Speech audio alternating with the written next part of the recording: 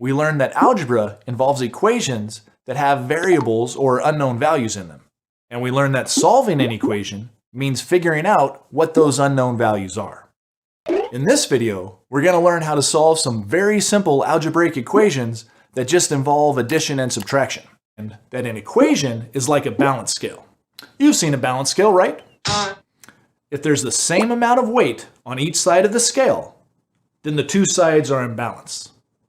But if we add some weight to just one side, then the scale will tip. The two sides are no longer in balance. An equation is like that. Whatever is on one side of the equal sign must have exactly the same value as whatever's on the other side. Otherwise, the equation would not be true. Of course, that doesn't mean that the two sides have to look the same. For example, in the equation 1 plus 1 equals 2, 1 plus 1 doesn't look like the number 2, but we know that 1 plus 1 has the same value as 2. So 1 plus 1 equals 2 is in balance. It's a true equation. The reason we need to know that equations must be balanced is because when we start rearranging them, if we're not careful, we might do something that would change one side more than the other. That would make the equation get out of balance and it wouldn't be true anymore. And if that happens, we won't get the right answer when we solve it. Oops. That sounds pretty bad, huh? So how do we avoid that? How do we avoid getting an equation out of balance? The key is that whenever we make a change to an equation, we have to make the exact same change on both sides. That's so important, I'll say it again. Whenever we do something to an equation, we have to do the same thing to both sides. For example, if we want to add something to one side of an equation, we have to add that same thing to the other side. And if we want to subtract something from one side of an equation, then we have to subtract that same thing from the other side. Always do the same thing to both sides of an equation. It will stay in balance, and your equation will still be true. Alright, like I said, in this video, we're just going to focus on equations involving addition and subtraction. And here's our first example. X plus 7 equals 15. To solve for the unknown value x, we need to rearrange the equation so that the x is all by itself on one side of the equal sign. But what can we do to get x all by itself? Well, right now, x is not by itself because 7 is being added to it. Is there a way for us to get rid of that 7? Yes. Since 7 is being added to the x, we can undo that by subtracting 7 from that side of the equation. Subtracting 7 would leave x all by itself because x plus 7 minus 7 is just x. The plus 7 and the minus 7 cancel each other out. Okay, great. So we just subtract 7 from this side of the equation and x is all by itself. Equation solved, right? Wrong. If we just subtract 7 from one side of the equation and not the other side, then our equation won't be in balance anymore. To keep our equation in balance, we also need to subtract 7 from the other side of the equation. But on that side, we just have the number 15. So we need to subtract 7 from that 15. And since 15 minus 7 equals 8, that side of the equation will just become 8. There. By subtracting 7 from both sides, we've changed the original equation, x plus 7 equals 15, into the new and much simpler equation, x equals 8, which tells us that the unknown number is 8, and we've solved the equation. And to check our answer, to make sure we got it right, we can see what would happen if we replace the unknown value in our original equation with the number 8. Instead of x plus 7 equals 15, we'd write 8 plus 7 equals 15. And if that's true, then we know we got the right answer. Pretty cool, huh? Let's try another one. 40 equals 25 plus x.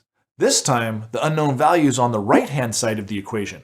Does that make it harder? Nope. We use the exact same strategy. We want to get x by itself, but this time x is being added to 25. But thanks to the commutative property, that's the same as 25 being added to x. So to isolate x, we should subtract 25 from that side of the equation. But then we also need to subtract 25 from the other side to keep things in balance. On the right side, x plus 25 minus 25 is just x. the minus 25 cancels out the positive 25 that was there. And on the other side, we have 40 minus 25, which would leave 15. So the equation has become 15 equals x, which is the same as x equals 15. Again, we've solved the equation. So, whenever something is being added to an unknown, we can undo that and get the unknown all by itself by subtracting that same something from both sides of the equation. But what about when something is being subtracted from an unknown? Like in this example, x minus 5 equals 16. In this case, x is not by itself because 5 is being subtracted or taken away from it. Any ideas about how we could get rid of or undo that minus 5? Yep, to undo that subtraction, this time we need to add 5 to both sides of the equation. The minus 5 and the plus 5 cancel each other out and leave x all by itself on this side. And on the other side, we have 16 plus 5, which is 21. So in this equation, x equals 21. Let's try another example like that.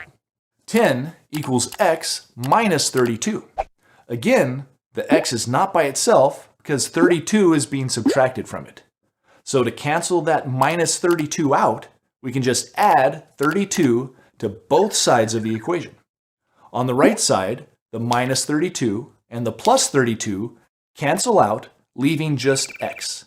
And on the left side, we have 10 plus 32, which is 42. Now we know that x equals 42. Okay, so now you know how to solve very simple equations like these, where something is being added to an unknown or something's being subtracted from an unknown. But before you try practicing on your own, I want to show you a tricky variation of the subtraction problem that confuses a lot of students. Well, we still want to get the unknown all by itself, but it's a little harder to see how to do that. In this problem, 12 minus x equals 5.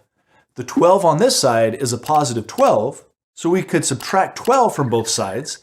That would get rid of the 12, but the problem is that wouldn't get rid of the minus sign.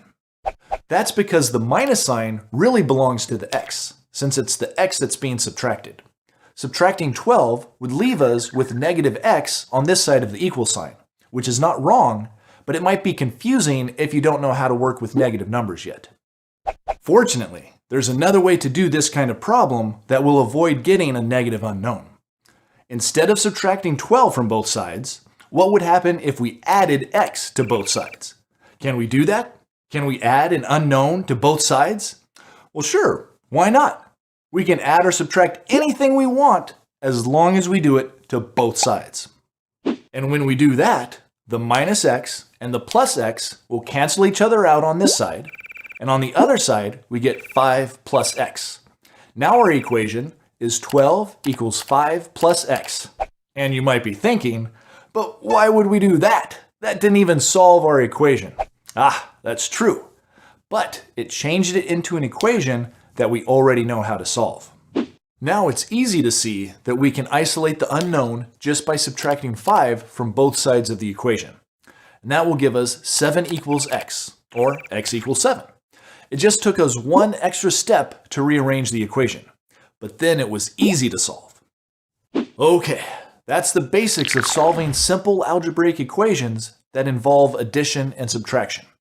You just need to get the unknown value all by itself, and you can do that by adding or subtracting something from both sides of the equation. And this process works the same even if the numbers in the equation are decimals or fractions. And it also works the same no matter what symbol you're using for an unknown. It could be x, y, z, or a, b, c. The letter being used doesn't matter. Remember, when it comes to math, it's really important to practice what you've learned. So be sure to try solving some basic equations on your own.